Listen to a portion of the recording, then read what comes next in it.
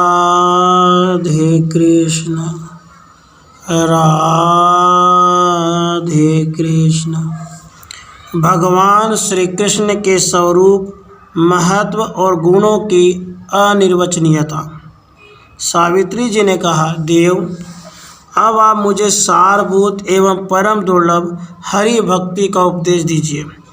अन्य सब बातें मैंने आपसे सुन ली हैं। इस समय और किसी विषय को सुनना शेष नहीं है। अब तो मुझे भगवान श्री कृष्ण के गुण कीर्तन रूप कुछ धर्म की बात बताइए। वही लाखों मनुष्यों के उद्धार का बीज है। वही नरक के समुद्र से पार उतारने वाला है।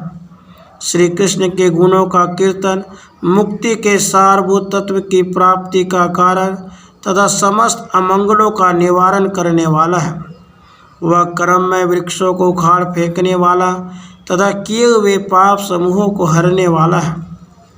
प्रभु, मुक्तियाँ कितने प्रकार की हैं, उनके लक्षण क्या हैं, हरि भक्ति का स्वरूप क्या है, उसके भेद कितने हैं तथा निषेध का भी क्या लक्षण है, वह सारभूत तत्व ज्ञान क्या है, यह आप बताइए। अपना सर्वस्व दान कर देना, उपवास व्रत करना, तीर्थों में नहाना, व्रत रखना और तप करना, ये सब के सब ज्ञानहीन को ज्ञान देने से जो पुण्य होता है, उसकी 16वीं कला के बराबर नहीं हो सकते।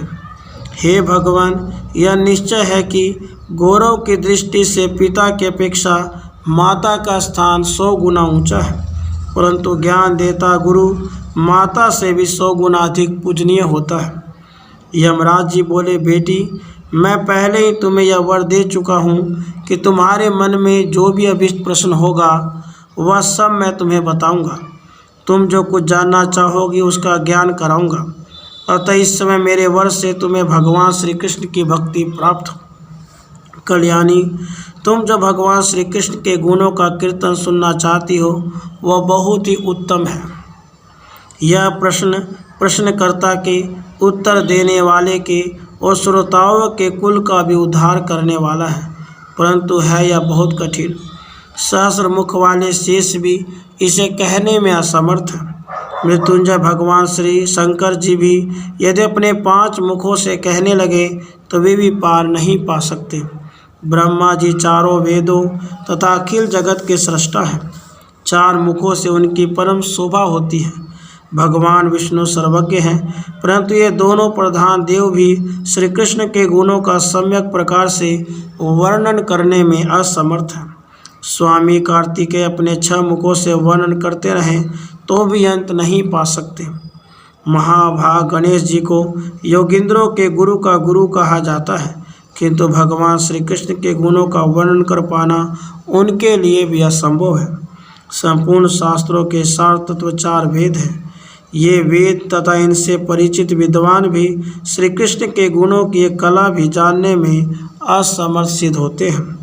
श्री कृष्ण की महिमा के वर्णन में साक्षात सरस्वती जी भी जड़ के समान होकर असमर्थता प्रकट करने लगती हैं।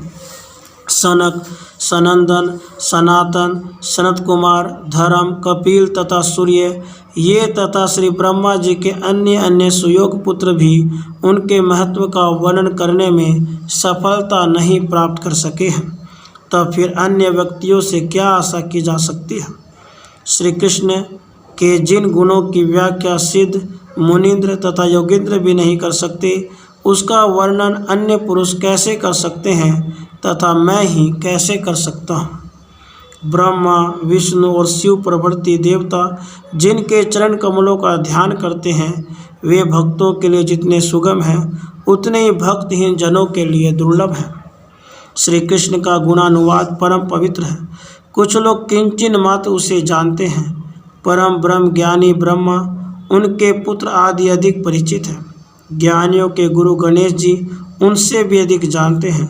सबसे अधिक सर्वज्ञ भगवान शंकर ही जानते हैं, क्योंकि परब्रह्म परमात्मा श्री कृष्ण ने पूर्व काल में इनको ज्ञान प्रदान किया था। गोलोक के अत्यंत निर्जन रमणीय रास मंडल में श्री कृष्ण जी ने जो शिव को अपने गुणों के कीर्तन का महत्व बताया था, उसका स्वयं शिव जी ने अपने पुरी में धर्म के प्रति उपदेश किया था। महाभाग सूर्य के पूछने पर धर्म ने पुष्कर में उनके सामने इसकी व्याख्या की थी।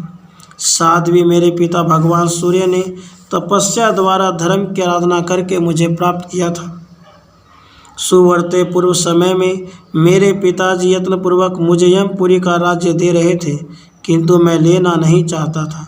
वैराग्य हो जाने के कारण मेरे मन में तपस्या करने की बात आती थी।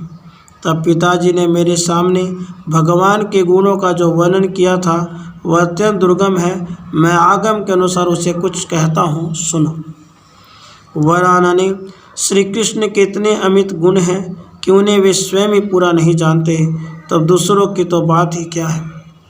जैसे आकाश स्वयं ही अपना अंत नहीं जानता, उसी तरह भगवान भी अपने गुणों का अंत नहीं जानते। भगवान सबके अंतरात्मा एवं संपूर्ण कारणों के कारण हैं। वे सर्वेश्वर, सर्वाद्य, सर्वविद और सर्वरूपधारी हैं। वे नित्य स्वरूप, नित्य विग्रह, नित्यानंद, निराकार, निरंकुश, निशंक, निर्गुण, प्राकृत गुण रहित, निरामय, निर्लिप्त, सर्वसाक्षी, सर्वाधार एवं परात्पर है। प्रकृति उन्हीं से उत्पन्न हुई है और संपूर्ण प्राकृत पदार्थ प्रकृति के कार्य हैं। स्वयं परम पुरुष श्री कृष्ण ही प्रकृति हैं और वे प्रकृति से परे भी हैं। रूपहीन होते हुए भी भक्तों पर अनुग्रह करने के लिए वे नाना प्रकार के रूप धारण करते हैं। उनका दिव्य चिन्मय स्वरूप अत्यंत कमनीय, सुंदर और परम मनोहर है। वे नवीन मेघमाला के समान श्याम कांति धारण करते हैं। उनकी किशोर अवस्था है। वे गोप वेश में सुशोभित होते हैं। कोटि कोटि कामदेवों की लावण्य लीला के धाम है। उनकी मोहिनी झांकी मन को मोह लेती है। उनके नेत्र शरतकाल के मध्याह्न में पूर्णतः विकसित हुए कमलों की शोभा को छीन लेते हैं। उनका मुख शरद पूर्णिमा के करोड़ों चंद्रमाओं की शोभा को तिरस्कृत करने वाला है। अमूल्य रत्नों द्वारा निर्मित दिव्य आभूषण उनके श्रीअंगों की शोभा बढ़ाते हैं। मंद मुस्कान से सुशोभित मुख एवं सर्वांग बहुमूल्य पीताम्बर से सतत शोभायमान है। वे पर ब्रह्म स्वरूप हैं और ब्रह्म तेज से उद्भासित होते हैं। भक्तजनों को सुखपूर्वक उनका दर्शन सुलभ होता है। वे शांत स्वरूप, राधा वल्लभ, अनंत गुण और महिमा से संपन्न है। प्रेममयी गोपियाँ सब ओर से घेर कर उन्हें मंद मुस्कुराहट के साथ निहारती रहती हैं। वे रास मंडल के मध्य भाग में रत्न में सिंहासन पर विराजमान हैं। उनकी दो भुजाएं हैं। वे वनमाला से विभूषित हैं और मुरली बजा रहे हैं। मणिराज कौस्तुभ सदा ही उनके वक्षस्थल को उद्भासित करता रहता है। केसर, रोली, अम्बीर, कस्तूरी तथा चंदन से उनका श्री विग्रह चर्चित है। वे मनोहर चंपा, कमल और मालती के मालाओं से अलंकृत है। चारू चंपा के फूलों से सुशोभित चूड़ामणि मुकुट की बंकिमा लटक उनके मनोहर सौंदर्य की वृद्धि कर रही है। भक्ति रस से ओतप्रोत भक्तजन भगवान श्री कृष्ण के ऐसे ही स्वरूप का ध्यान करते हैं। जगतदाता ब्रह्मा उन्हीं का भय मानकर सृष्टि का विधान तथा संपूर्ण प्राणियों के भाग्य का उनके कर्म के अनुसार लेखन करते हैं। उन्हीं की आज्ञा के अनुसार सबको तपस्याओं तथा कर्मों का फल देते हैं। उन्हीं के भय से पालक भगवान विष्णु सदा सबका पालन करते हैं। उनसे भीत होकर काल अग्नि रुद्र द्वारा अखिल जगत का संहार होता है। जो ज्ञानियों के गुरु एवं मृत्युंजय नाम से प्रसिद्ध भगवान शिव है, वे भी उन्हीं को जानने तथा उनका ज्ञान प्रदान करने से सिद्धेश, योगीश एवं सर्वज्ञ बने हुए हैं। भक्ति एवं ज्ञान से युक्त तथा परमानंद से संपन्न है। हे साध्वी, उन्हीं की कृपा प्रसाद से शीघ्रगामियों में श्रेष्ठ पवन देवता चलते और सूर्य उन्हीं के भय से निरंतर तपते हैं। उन्हीं की आज्ञा के अनुसार इंद्र वर्षा करते, मृत्यु समस्त प्राणियों पर प्रभाव डालती, अग्नि जलाती एवं शीतल रहती तथा अत्यंत भयभीत दिक्पाल दिशाओं की रक्षा करते हैं। वृक्ष जो फूलते और फलते हैं, इसमें भी उनका भय ही कारण है। उन्हीं की आज्ञा से फल पकते हैं तथा बहुत से वृक्ष फलहीन रह जाते हैं। उनकी आज्ञा से ही जलचर जीव स्थल में और स्थलचर प्राणी जल में जीवित नहीं रह पाते हैं। उन्हीं के भय से मैं अर्थात यमराज धर्म अधर्म के विषय में नियंत्रण करता हूँ। उनकी आज्ञा से ही काल सबको अपना ग्रास बनाता और सर्वत्र चक्कर लगाता ही रहता है। उन्हीं के भय से मृत्यु तथा काल किसी को असमय में नहीं मार सकते। कोई जलती हुई आग में या गहरे जलाशय अथवा समुद्र में गिर जाए, वृक्ष के ऊपर से नीचे पड़ जाए, तीखे तलवार पर गिर पड़े, सर्प आदि के मुंह में पड़ जाए, संग्राम में तथा अन्य विषम संकटों में फंसकर नाना प्रकार के अस्त्र शस्त्रों से शत विशत हो जाए, तो भी जिनका भय मानकर काल उसे अकाल में नहीं ला जा सकता तथा जिनकी आज्ञा मिल जाने पर फूल और चंदन से सजी हुई सेज पर तंत्र मंत्र तथा भाई बंधुओं से सुरक्षित होकर सोते हुए मनुष्य को भी काल समय आने पर अवश्य उठा ले जाता है, वे भगवान ही सर्वोपरि है। उनके भय से ही काल सब कुछ करता है। उन्हीं की आज्ञा से वायु जलराशि को, जलराशि कच्छप को, कच्छप शेषनाग को, शेषनाग पृथ्वी को, क्षमा रूपी पृथ्वी समुद्रों, सातों पर्वतों तथा नाना प्रकार के रूप वाले चराचर जगत को धारण करती है। उन्हीं भगवान श्री कृष्ण से संपूर्ण भूत प्रकट होते और अंत में उन्हीं के भीतर लीन होते हैं। हे पतिवर्ते, 71 दिव्य युगों की इंद्र की वायु होती है। ऐसे 28 इंद्रों का पतन होने पर ब्रह्मा का एक दिन रात होता है। इसी प्रकार 30 दिनों का एक मास, 2 मासों की एक ऋतु और 6 ऋतुओं का एक वर्ष होता है। ऐसे 100 वर्ष की ब्रह्मा की आयु होती है। जब तक ब्रह्मा का पतन नहीं होता, तब तक श्रीहरि की आंखें खुली रहती हैं, उनकी पलकें उठी रहती हैं। जब वे आँख मूंदते या पलक गिराते हैं, तब ब्रह्मा जी का पतन एवं प्रलय होता है। उसी को प्राकृतिक प्रलय कहते हैं। उस प्राकृतिक प्रलय के समय संपूर्ण प्राकृत पदार्थ एवं देवता आदि चराचर प्राणी ब्रह्मा में लीन हो जाते हैं और ब्रह्मा भगवान श्री कृष्ण के नाभि कमल में लीन हो जाते हैं। क्षीर सागर में शयन करने वाले श्री विष्णु तथा वैकुंठवासी चतुर्भुज भगवान श्री विष्णु परब्रह्म परमात्मा श्री कृष्ण के वाम पार्श्व में लीन हो जाते हैं।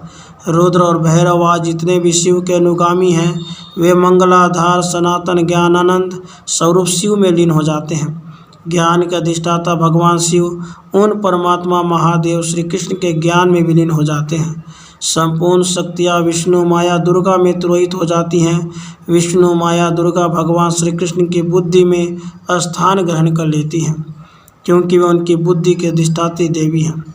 नारायण के अंश स्वामी कार्तिकेय उनके वक्षस्थल में लीन हो जाते हैं।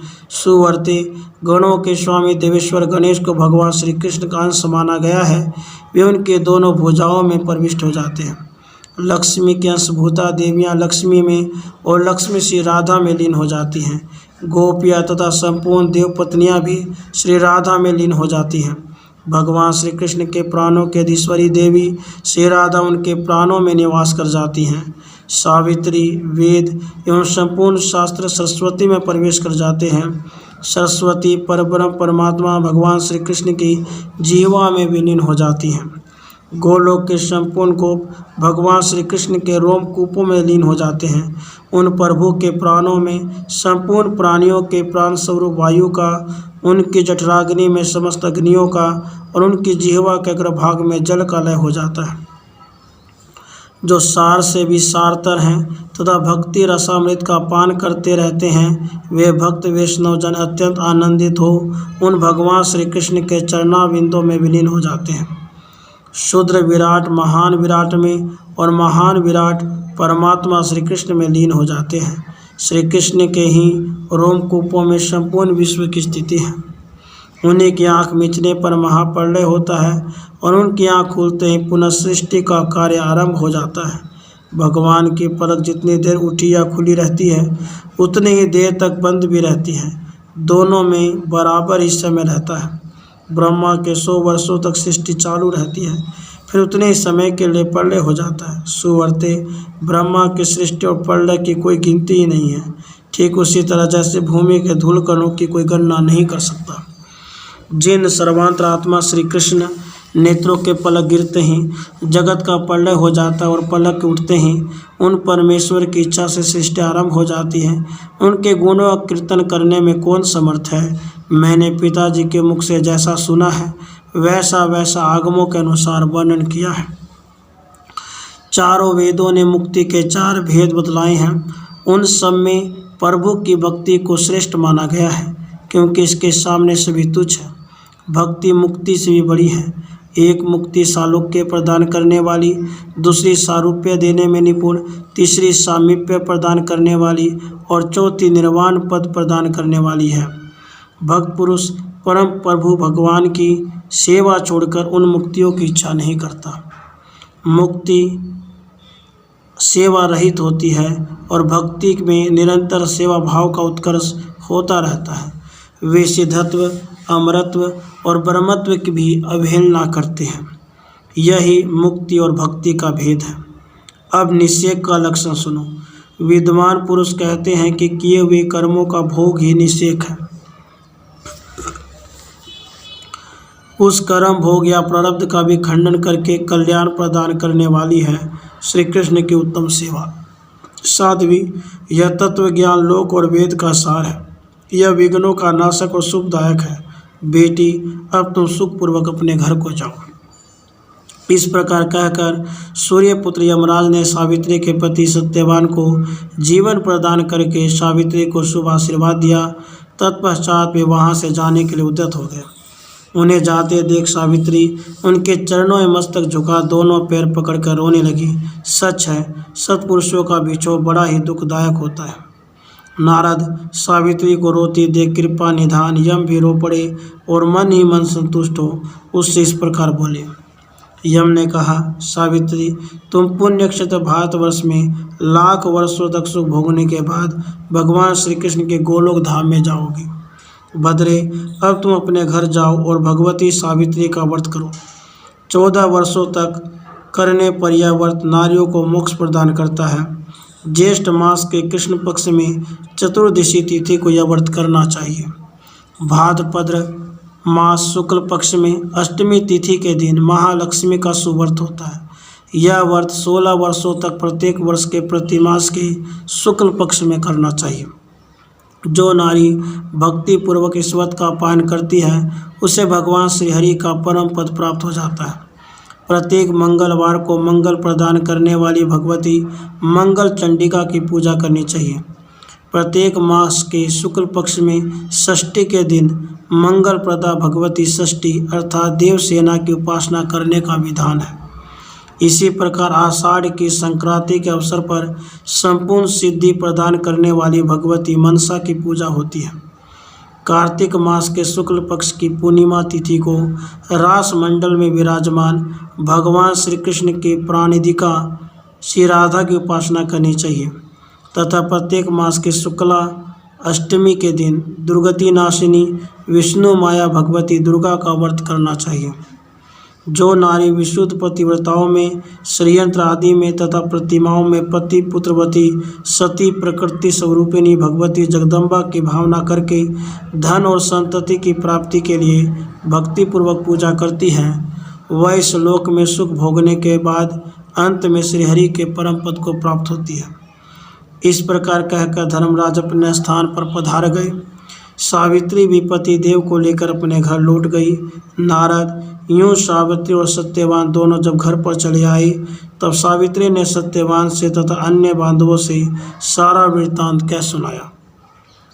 फिर वर के प्रभाव से सावित्री के पिता क्रमशः 100 पुत्र वाले हो गए। उसके ससुर की आंखें ठीक हो गई और वे अपना राज्य पा गई।